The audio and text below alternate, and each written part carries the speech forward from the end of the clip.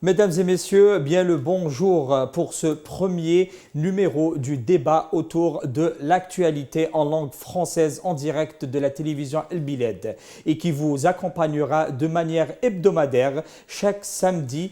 Il s'agira d'un débat dédié à l'actualité socio-économique, culturelle et politique, un plus pour nos chers téléspectateurs et téléspectatrices francophones en Algérie et de l'autre côté de la Méditerranée, mais aussi pour les experts et les intervenants dans les plusieurs langues pour cette première. Pour vous, nous avons sélectionné un dossier d'actualité dans l'importance étant internationale que nationale. Il concerne la transition énergétique qui s'inscrit dans les priorités de l'Algérie ainsi que celle du président de la République, M. Abdelmajid Tebboune. Selon plusieurs experts, à l'horizon 2030, l'Algérie devra réussir sa transition et créer son mix énergétique qui lui permettra de mettre fin progressivement à la dépendance aux hydrocarbures. Alors, comment amorcer et réussir cette transition? Quels sont les enjeux majeurs et les défis qu'il faudra relever? Et pour parler de ce dossier et débattre, nous avons le plaisir aujourd'hui d'avoir comme intervenant le docteur Riyad Boudjemedi, président de la commission énergie à l'ACAPC et ancien dirigeant Afrique, Moyen-Orient et Méditerranée orientale chez EDF, le premier producteur d'électricité au monde. Et c'est CEO de Ecosium Énergie, expert ainsi d'énergie auprès du CNES. Bonjour Monsieur Boudjemedi. Bonjour Monsieur. Monsieur Boudjemedi, quand on parle de transition énergétique, comme beaucoup de gens ne le pensent, la transition énergétique n'est pas aussi simple ou c'est une affaire, des gens pensent que c'est une affaire de substitution d'une source d'énergie à une autre. En premier lieu, c'est quoi la transition énergétique? La transition énergétique, c'est réellement un ensemble multidimensionnel qui participe à un changement radical, comportemental, sociétal, social, économique, technique, du point de vue génération énergétique. Donc on ne peut pas dissocier production et économie. Les deux vont de pair.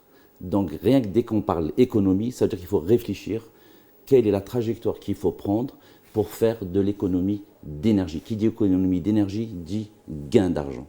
Voilà. Et on ne parle pas de substitution, on parle de cohabitation. Un mix énergétique, c'est un ensemble d'actifs de production. On a tendance à se focaliser trop sur l'énergie solaire, l'énergie solaire, l'énergie solaire. L'énergie solaire, c'est une... Oui, il y a des gens, c'est automatique pour eux. Une autre énergie, c'est automatiquement, c'est de l'énergie solaire. Voilà. En fait, quand l'énergie solaire, c'est une partie prenante de l'équation technico-économique. C'est clair.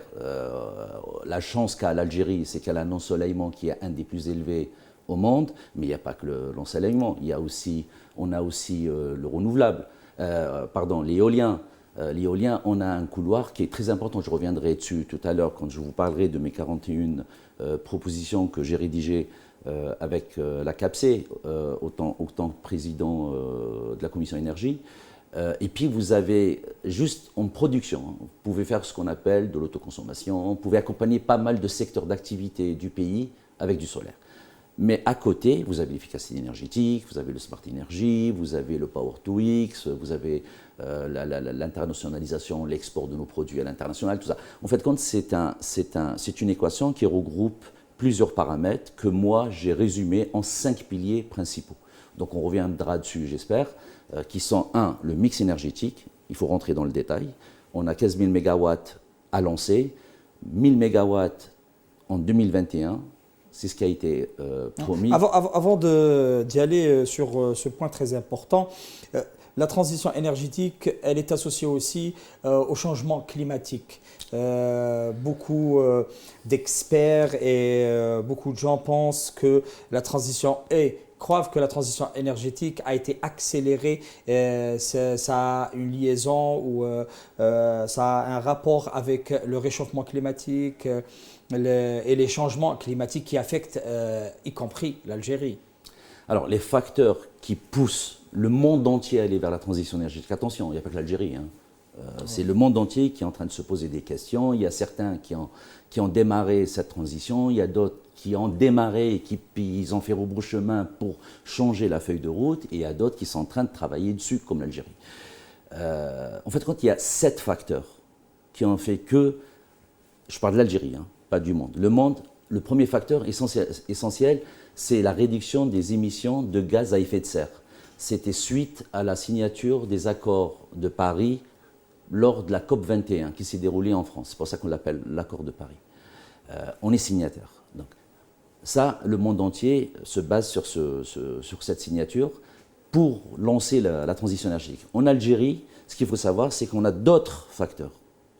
Le deuxième facteur qui est très très important, c'est la consommation du gaz algérien localement. 45% du gaz qui est extrait du sol est utilisé, brûlé en Algérie.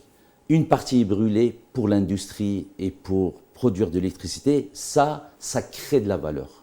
C'est normal, parce que l'industriel, il produit, il vend, il exporte.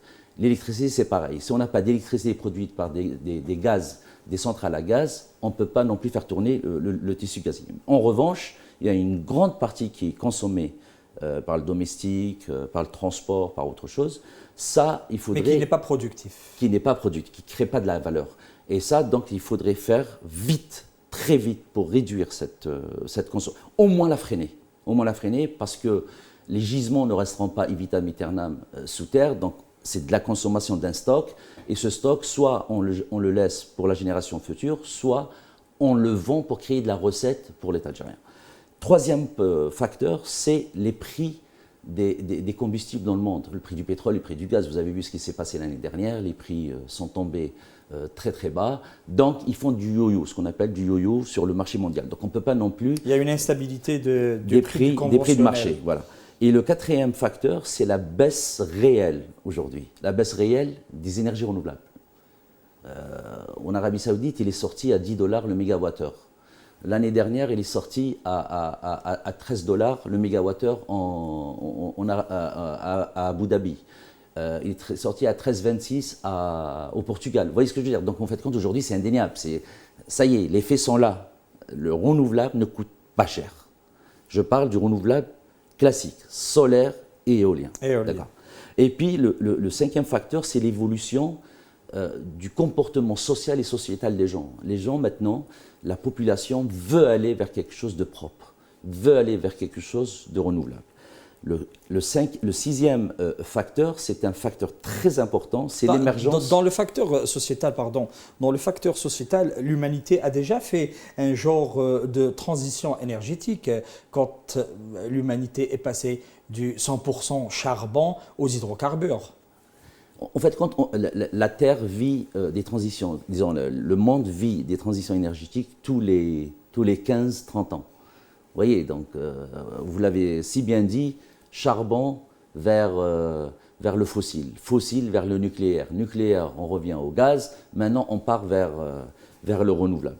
Le renouvelable classique, je précise bien, parce qu'il y a du renouvelable, ça existe dans on peut en parler de toutes les technologies qui existent, mais elles sont excessivement chères. Je reviens sur le sixième facteur qui est très important, c'est l'émergence de la technologie de communication.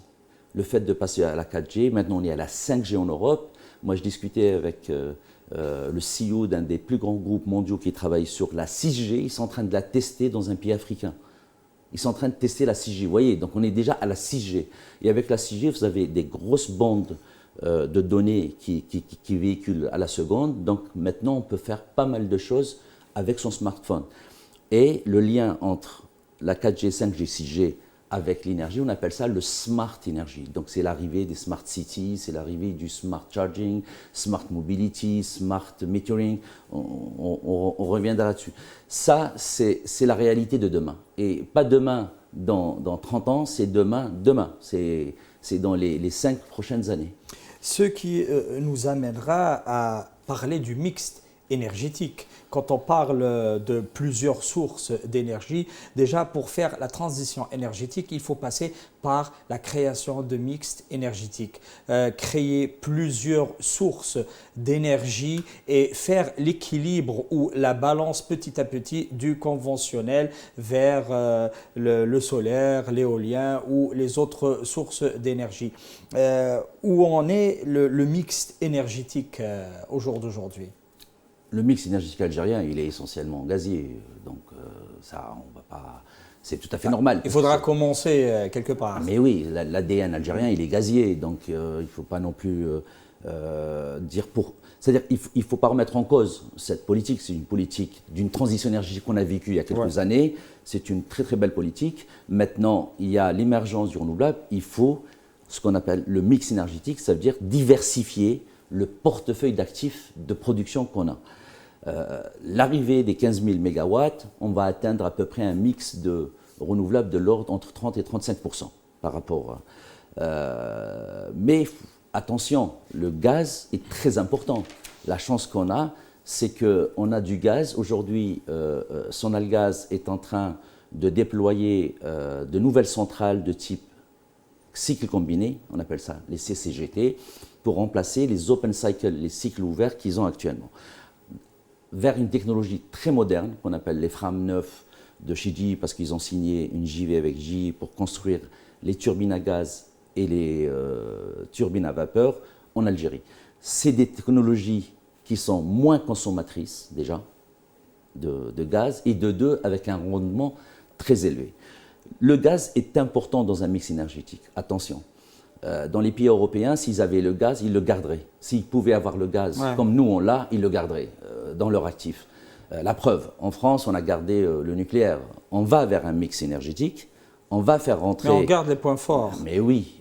Déjà, selon les experts, à l'horizon 2040-2050, nous allons vers une croissance rapide du renouvelable et particulièrement le solaire au détriment du pétrole et du charbon. Par contre, le gaz, il a toujours des beaux jours devant lui. Oui, parce que le gaz aujourd'hui, déjà, le gaz naturel, déjà, le gaz algérien, il n'émet pas de NOx déjà, parce que c'est un gaz qui a des caractéristiques physiques très très intéressantes.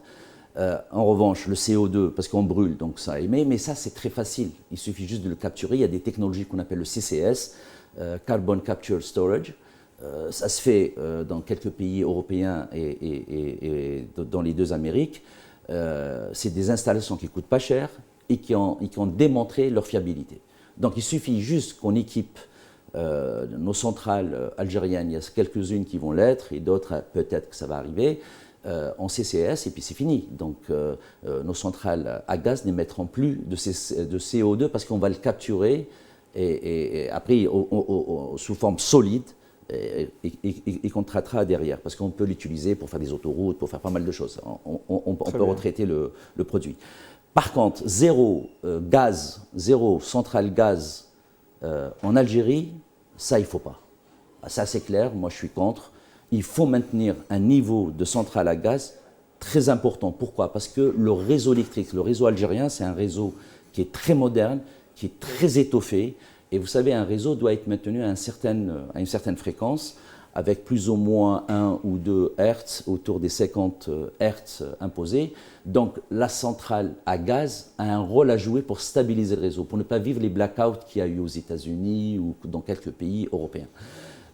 Et le gaz, il répond très vite, ce qu'on appelle les services systèmes. Il répond très vite au service système quand le gestionnaire de réseau lui demande d'injecter 10, 20, 30, 40 mégawatts pour stabiliser le réseau. Aujourd'hui, le réseau est stable parce qu'il est essentiellement gazier. Demain, on va faire rentrer 15 000 mégawatts de renouvelables. Le renouvelable est intermittent. Il est très bien. Chose que le solaire, par exemple, ne le permet pas. Il est intermittent. Le solaire est intermittent, l'éolien est intermittent. Ça veut dire quoi intermittent? Ça veut dire que la courbe de charge, la courbe de production d'une centrale à gaz, elle est linéaire. C'est-à-dire que voilà, il a atteint sa puissance nominale. On peut la stabiliser à une certaine puissance. Elle est linéaire, elle est horizontale. Ça veut dire que la puissance, elle est là. Après, il peut bouger comme il veut à la seconde près. Le problème, c'est que le solaire et l'éolien, le solaire, il démarre à une certaine heure, il s'arrête à une autre heure. Et entre-temps, s'il y a des nuages, vous avez une courbe de production qui est on appelle ça de la dentelle, assez volatile. Et ça, c'est très mauvais pour le réseau. C'est très mauvais. Mais ça ne veut pas dire qu'il ne faut pas accepter le solaire, attention, ce n'est pas ce que je dis. Hein. Les 15 000 MW, il faut les faire. Il faut les intégrer dans le mix énergétique. Il faut bien les faire. Par exemple, on citera l'exemple de plusieurs pays européens. Ils ne sont pas des grosses centrales électriques solaires, mais ils ont, dans le genre, ils ont démocratisé le solaire. Il est utilisé directement par le consommateur. Voilà, ça c'est encore un autre point. Ça s'appelle de l'autoconsommation. Ça, voilà. Ils ont appuyé plus ce modèle-là d'utilisation du solaire en Europe. Il y a les deux. Il y a des fermes solaires, mais là-bas, c'est essentiellement de l'éolien, parce qu'il y a énormément de vent, tout ça. Donc l'éolien, parce que le load factor de l'éolien est plus élevé que le solaire.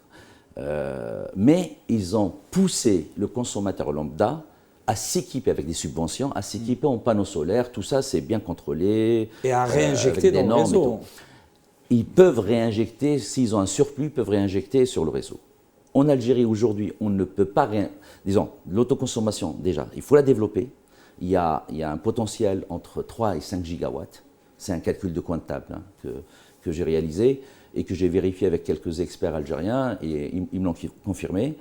Il y a un potentiel de 3 à 5 gigawatts. Déjà, si on arrive à découpler tous les climatiseurs des foyers, parce que le climatiseur est très énergivore et on en a besoin parce qu'il fait très chaud l'été, donc il faut.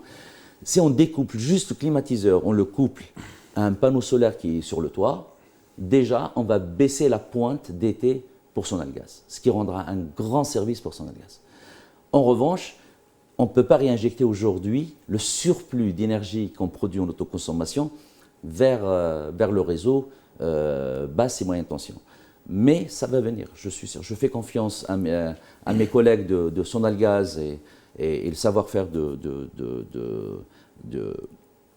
GRT, donc du gestionnaire de réseau algérien. Donc, on va arriver à ça. Le monde entier est parti sur ça, on sera sur ça. Dans le mix énergétique mondial de 2019, il domine 55%, les hydrocarbures dominent toujours, 27% pour le charbon, 18% pour les autres énergies, y compris le solaire ou l'éolienne, dont 12% sont du renouvelable, y compris l'hydroélectrique et le nucléaire qui reste à 6%. Nous sommes un peu loin. On peut y aller vite. On est loin parce qu'on est à 98% fossiles. C'est mathématique. Hein. Qu'en est-il pour l'Algérie? C'est beaucoup plus facile pour nous. Pour l'Algérie? C'est beaucoup plus facile pour nous pour aller vers un mix très diversifié. C'est beaucoup plus facile. Vous partez à 100, vous ne pouvez qu'évoluer vers une diversification de votre mix. Donc ça, c'est simple. Mais je crois à ces 15 000 mégawatts de renouvelables. Ces 15 000 mégawatts de renouvelables va apporter déjà 35% de mix. Okay. On a un peu d'hydraulique, on a un peu très très faible. Hein.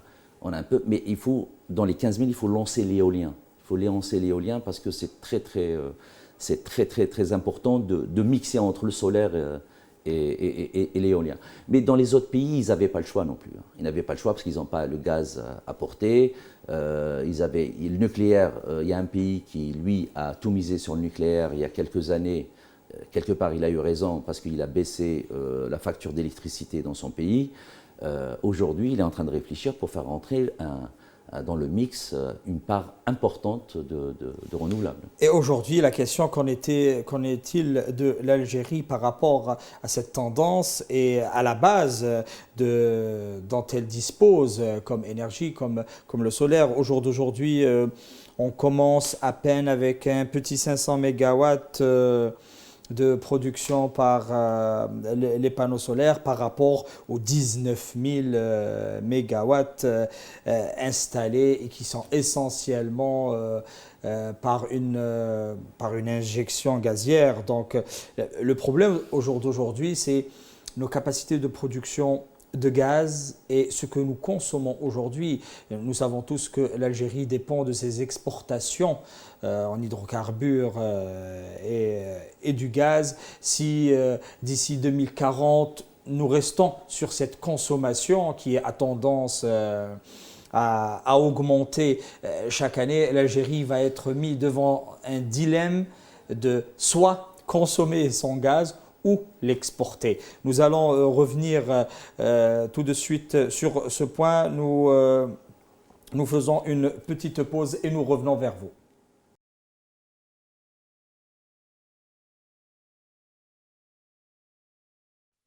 Mesdames et messieurs, rebonjour dans ce premier numéro du débat de l'actualité et qui est consacré aujourd'hui aux enjeux de la transition énergétique en Algérie avec notre invité, le docteur Riyad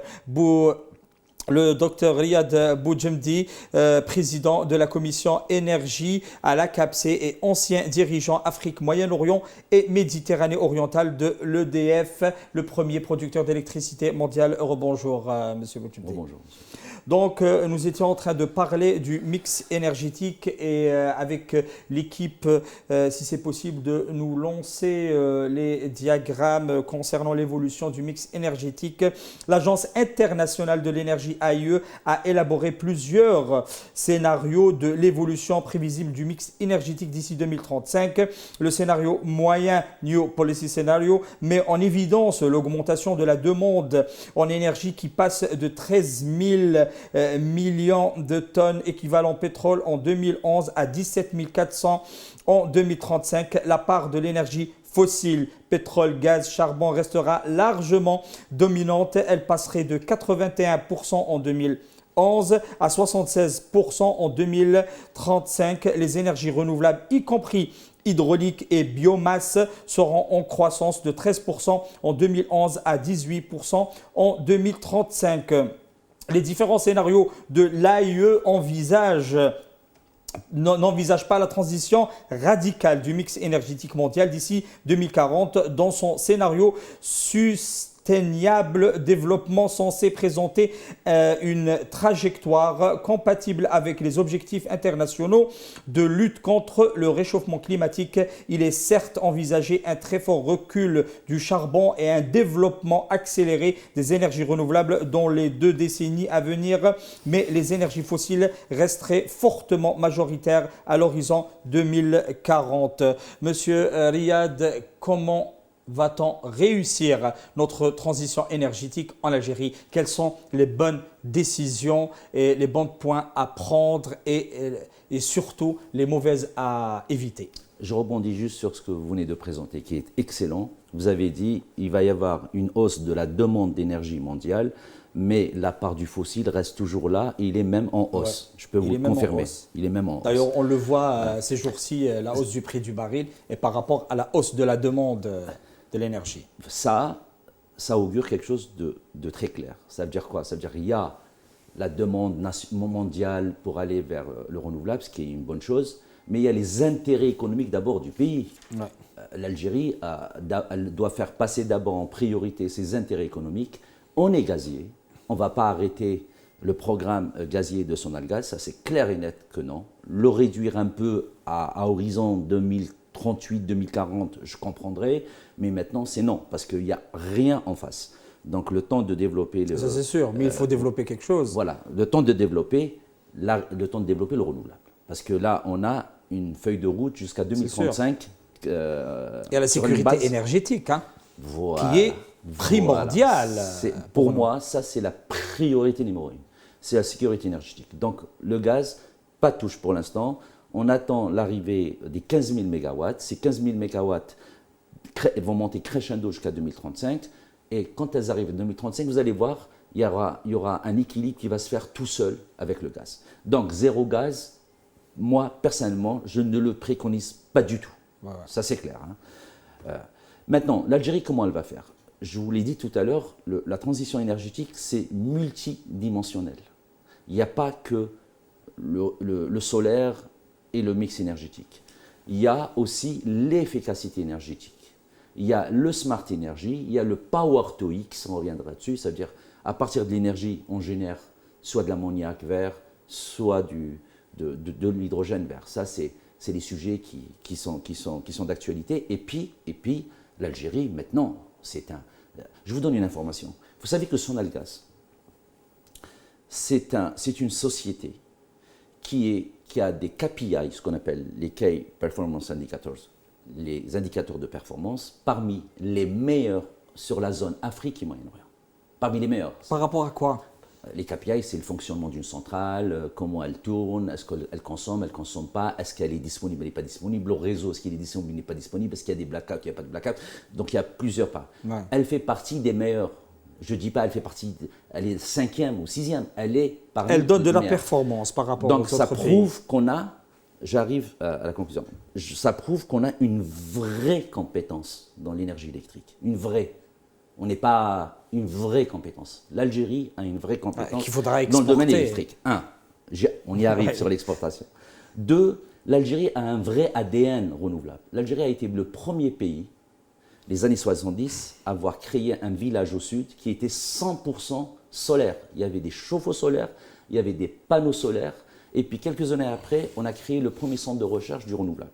Donc l'ADN est là, le savoir-faire est là, la compétence elle est là. Maintenant, il faut un chef d'orchestre pour créer une partition commune qu'on appelle la transition énergétique. Et cette transition énergétique, donc je reviens 2 secondes Et sur... c'est ça, il faut trouver la bonne recette pour cette transition et la réussir. Je reste humble, c'est ma vision de la transition énergétique. Je vous ai dit, il y a 5 piliers très importants. Le premier, c'est le mix énergétique, donc la sécurité énergétique. Ça, c'est clair, c'est indéniable, on ne joue pas avec la sécurité énergétique. Dedans, on intègre les 15 000 mégawatts de renouvelables, que ce soit solaire, éolien ou la somme des deux. Donc ça, c'est le premier pilier. Lancer l'autoconsommation. Lancer ce qu'on appelle la vente de PPA entre privés. Parce qu'aujourd'hui, un privé ne peut pas vendre d'électricité sur 10-15 ans à un autre privé. Ça, il faudrait le démocratiser. Parce qu'une entreprise... Et permettre de réinjecter au réseau public. C'est normal, permettre de réinjecter. Je pense qu'aujourd'hui, l'opérateur de marché, il est prêt à recevoir cette injection, mais il faut que ça se fasse dans un cadre de loi précis, il faut que ça se fasse technologiquement précisément. Donc, c'est-à-dire qu'il ne faut pas faire n'importe quoi. Ça, je fais confiance à mes collègues je fais confiance à la CREG, je fais confiance à mes collègues de la Sonagaz qui maîtrisent très bien le sujet. Et puis après, c'est au ministère de sortir les textes de loi qu'il faut. De cadrer tout ça. Ouais. Le deuxième pilier c'est l'économie qu'on va générer en lançant des actions d'efficacité énergétique. Vous avez déjà l'isolation des murs, l'isolation du bâti. L'isolation du bâti peut vous apporter 30% d'économie d'énergie. Vous avez par exemple l'éclairage. Il y a l'éclairage à LED, ok, ça peut aller jusqu'à 15% l'éclairage à LED, mais l'éclairage public, c'est celui qui consomme énormément. Une facture énergétique très importante aujourd'hui. L'éclairage public... Il faut partir vers une rationalisation. Vers le all-in-one ou all-in-two, et en lui rajoutant du smart par-dessus. Je reviendrai, ça c'est le pilier 3. Là, on peut atteindre avec le smart, sans smart, on peut atteindre 40 à 50% d'économie d'énergie. Avec le smart, on peut atteindre facilement 70% d'économie d'énergie. C'est huge, c'est très, très, très important. Et puis, le troisième point... Donc, en grosso modo, rien que l'efficacité énergétique, elle peut nous économiser 50% de ce que nous consommons. Le mix énergétique, vous couplez ça à de l'efficacité énergétique, et dedans, dans l'efficacité énergétique, il y a ce qu'on appelle la mobilité durable. D'accord. Donc, il y a des actions qui ont été lancées pour lancer le GPL. Ouais. Donc, terminons avec le 5e point. Alors, le troisième pilier, c'est le smart energy. C'est faire entrer des compteurs intelligents dans les maisons, faire entrer ce qu'on appelle le smart lighting, donc l'éclairage public intelligent. Faire des bandes de recharge intelligentes. Je reviendrai sur le véhicule électrique, j'espère que vous me poserez une question sur ça. Les smart cities, tout ça, ça contribue à la baisse de la consommation et de la facture énergétique. Le 4e pilier, c'est le Power to X. Le Power to X, aujourd'hui, il y a une demande mondiale qui est l'hydrogène vert et l'ammoniac vert.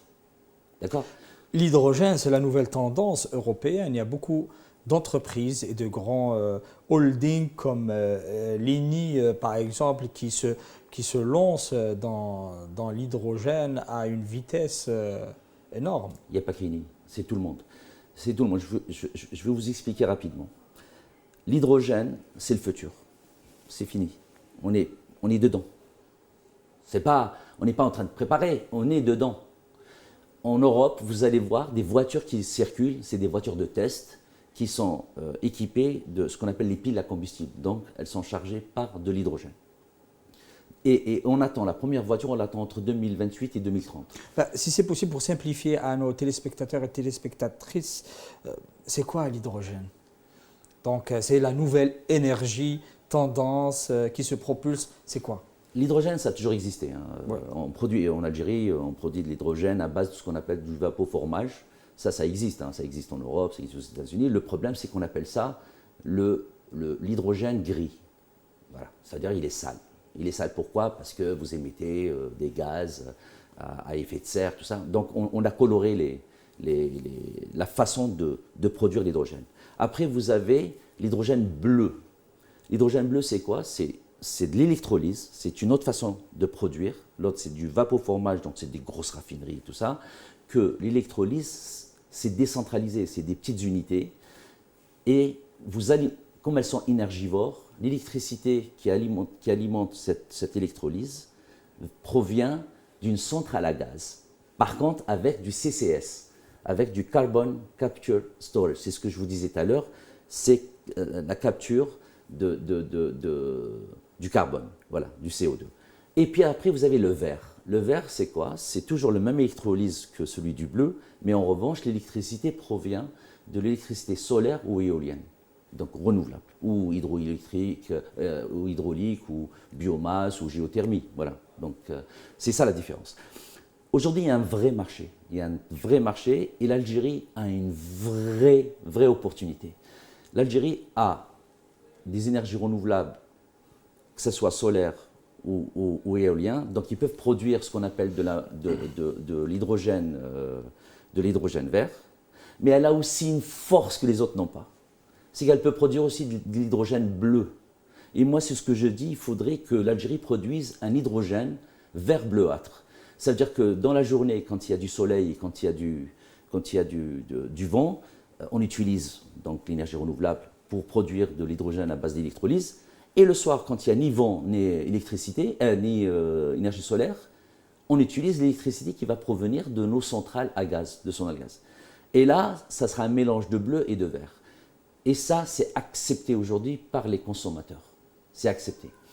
Donc, et on a une position géopolitique et géostratégique très forte. Je commence par la géostratégie. Pourquoi? Parce qu'on a deux gazoducs qui vont vers l'Europe. Vous avez celui qui passe par l'Italie et celui qui passe par l'Espagne. Donc, ça veut dire et aujourd'hui, on a démontré qu'on peut faire véhiculer, qu'on peut transporter jusqu'à 20% d'hydrogène à l'intérieur des pipes avec du gaz naturel. Donc, on a un marché naturel qui est en face de nous, qui est demandeur et qui va être un grand consommateur. Parce qu'il n'y a pas que le véhicule, hein. Vous avez toute la mobilité donc, entre l'éolienne, le solaire et l'hydrogène, on peut réussir cette transition. On va la réussir. J'y crois, mais moi j'y crois beaucoup, j'y crois énormément. On va la réussir parce qu'on a l'ADN, je vous l'ai dit tout à l'heure. Les experts nous donnent 8 ans pour réussir cette transition énergétique. Est-ce que c'est faisable dans les 8 ans à venir? Moi je pense qu'on va réussir une grande partie avant. Je suis certain parce que c'est faisable. Le 1000 MW, il va être lancé cette année. Donc dès qu'on lance le 1000 MW, il va y avoir un savoir-faire, il va y avoir une compétence dans les lancements des appels d'offres en PPP, en ce qu'on appelle en Power Purchase Agreement. On sait le faire parce qu'on l'a déjà fait avec le dessalement des eaux, donc c'est juste une reduplication de la technique de structuration de projets d'appel d'offres. Et puis derrière, il ne faut juste pas se rater quand on va faire cet appel d'offres, c'est de faire attention pour attirer les EDE et surtout faire attention pour ne pas aller tout le temps en arbitrage. Donc il faudrait éviter le maximum d'arbitrage. Il faut les éviter tout court. Tout court, oui. Au maximum, tout court. Oui. C'est clair. Est-ce que la voiture électrique et le GPL sont-ils une solution à cette transition énergétique? Des fois, on a l'impression qu'on les met en avant de la transition énergétique, GPL et voiture électrique. Est-ce que c'est vrai? C'est vrai. Alors, le GPL, c'est clair. C'est clair, on gagne, on va dire, avec un coup, vous gagnez deux coups. Ça veut dire, premièrement, vous réduisez C'est les du émissions. pétrole liquéfié. Oui, mais vous réduisez quand même, ça émet moins de Oui, particules par fines rapport et au climat. moins que le diesel, que l'essence super. Et en même temps, ça coûte moins cher pour les pouvoirs publics, parce que ça reviendrait moins cher d'aller produire le GPL que d'aller importer ou produire le diesel ou l'essence. Donc, quelque part, c'est une équation gagnante. D'autres experts disent qu'en incitant à aller beaucoup vers le GPL, qui est du pétrole liquéfié, parlant économie, si on incite de plus en plus, et c'est du gaz, du GPL qui a été subventionné, il n'est pas cher par rapport aux citoyens qui y va à grande vitesse parce qu'il est vraiment pas cher à 9 dinars le litre. Donc c'est du pétrole liquéfié, on ne gagne rien pour les exportations. Ok. De l'autre côté, hein, pensant argent. Le coût de production du GPL est largement en dessous du coût de l'essence et du diesel. Ça, c'est sûr. Donc déjà, premier paramètre de l'équation économique que vous évoquez. Deuxième paramètre, vous évoquez les subventions. Les subventions, c'est un autre sujet. Ça, on peut faire une émission, si vous voulez, ensemble, parce que même l'électricité qu'on utilise là, elle est subventionnée. Donc, il y a un vrai sujet. Donc, ça a été évoqué même par le CNES, cette question de subvention. Moi, je pense que le gouvernement tôt ou tard, va revoir ce sujet. Et troisièmement, on n'a rien aujourd'hui. Il n'y a pas l'électrique. Ouais. Vous avez au moins le GPL. Exactement. Vous savez, et ça réussit bien. Hein, 100% de rien du tout. 100% de rien du tout, c'est rien du tout. Hein. Ouais. Mais 10% de quelque chose, c'est toujours 10%. Vous voyez, donc moi, je suis beaucoup partisan de faire 10% de quelque chose, marcher et faire. On a fait le GPL, c'est bien. On est en train de réfléchir sur l'électrique, c'est très bien. Par contre, il ne faut pas faire l'erreur sur l'électrique qu'a commis beaucoup de pays. C'est quoi on ne peut pas lancer un véhicule électrique si vous n'avez pas de bande de recharge. C'est clair. Il faut d'abord faire un corridor de bandes de recharge. Il faut d'abord installer les bandes de recharge, ça va prendre un an et demi. Puis à partir de là, on commence à lancer les véhicules électriques. Vous ne pensez pas, M. Boudjoumadi, qu'il faudrait un peu freiner sur le véhicule électrique pour le moment, jusqu'à réussir à une certaine proportion notre mix énergétique? Parce que au jour d'aujourd'hui, toute notre électricité, c'est du gaz subventionné. C'est tout à fait normal. Donc, il y a des gens qui disent que chaque véhicule électrique, en face, c'est du gaz. Donc, pour recharger ce véhicule électrique, il faudra utiliser de l'électricité, produit essentiellement du gaz. Donc, on va un peu tourner en rond. Non, on revient sur le 10% de quelque chose et le 100% de rien du tout. Donc, soit on commence à poser... C'est très bénéfique le véhicule électrique, mais... J'y arrive. Moi, moi j'ai été dirigeant, donc en tant que décideur, il faut mettre en place un process. Il faut mettre en place une feuille de route. C'est clair. La feuille de route, elle est lancée. Donc, il y a le GPL. L'électrique, là où je suis d'accord avec vous, c'est que je ne peux pas ramener la voiture électrique, or, je n'ai pas de bande de recharge. Ouais, il faut d'abord installer les bandes de recharge, les installer pendant un an. Ne pas mettre les charrues avant les bœufs. Voilà. Et donc, quand les bandes de recharge sont installées sur toute l'autoroute Est-Ouest, il est pénétrante et dans les grandes villes, accessible, ouais. Là, oui. Vous savez que c'est quoi les distances? Dans les grandes villes, c'est tous les 100 mètres, tous les 200 mètres. Voire, allez, maximum tous les 300 mètres, on met un ensemble de bornes, pas un ensemble de bornes, 3-4 bornes. Sur autoroute, il faudrait que ça soit tous les 40 km.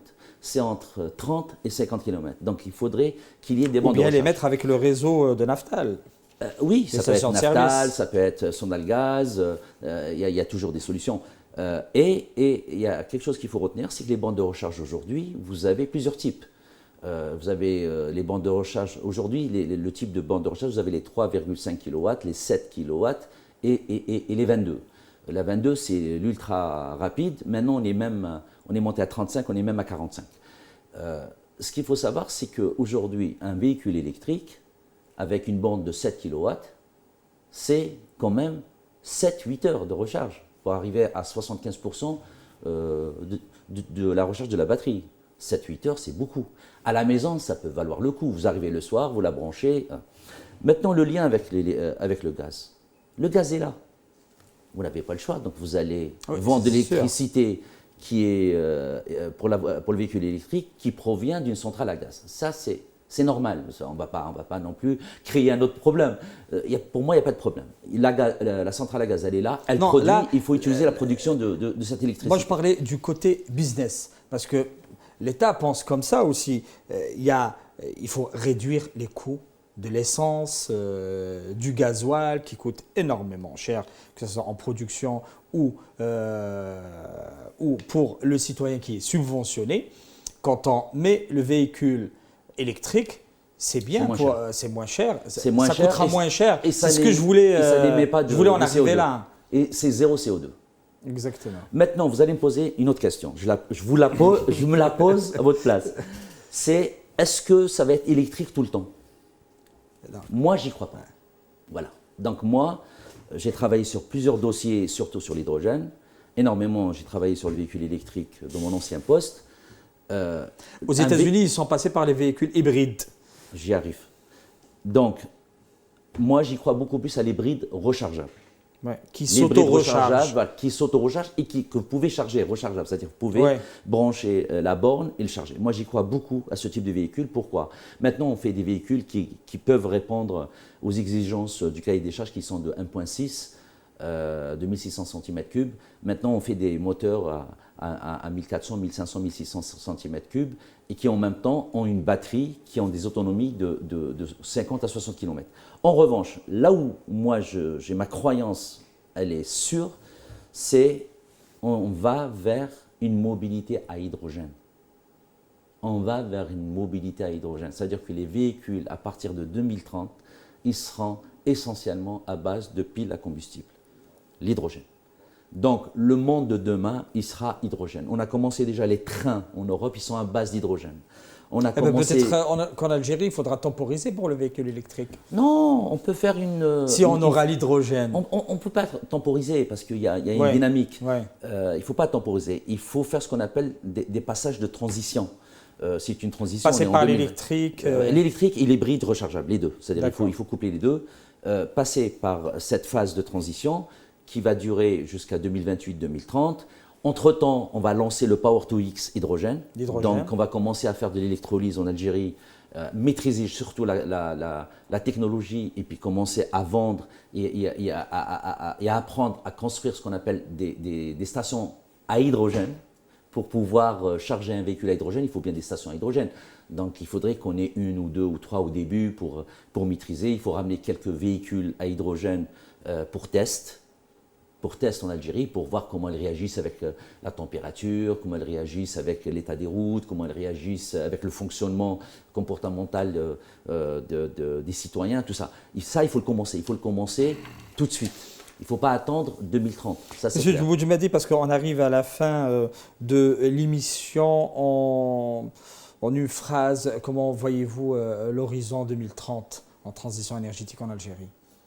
Déjà, je le vois très positif. Je le verrai 2030, on aura à minima 10 000 MW d'installés. Si la feuille de route et les décisions du président sont mises en œuvre. Et puis, il y aura toute une dynamique de l'efficacité énergétique qui va être installée. Et il y a un comportemental qui va évoluer, comportemental social et sociétal qui va évoluer en Algérie. Le dernier point, si vous me permettez avant de finir, c'est vraiment… Finir. Il y a l'internationalisation de nos compétences. Ça, c'est un point sur lequel je vous en ai parlé qu'il faudra exporter notre expertise. C'est ce qu'on fait en Libye aujourd'hui. Il y a eu un séminaire au CNES récemment où le président, M. Redatir, avait parlé d'export des produits électriques. Quand je dis export des produits électriques, il y a aussi le service qui va avec. Il y a un gros marché, c'est le continent de la croissance et on a notre ADN africain, il faut y aller.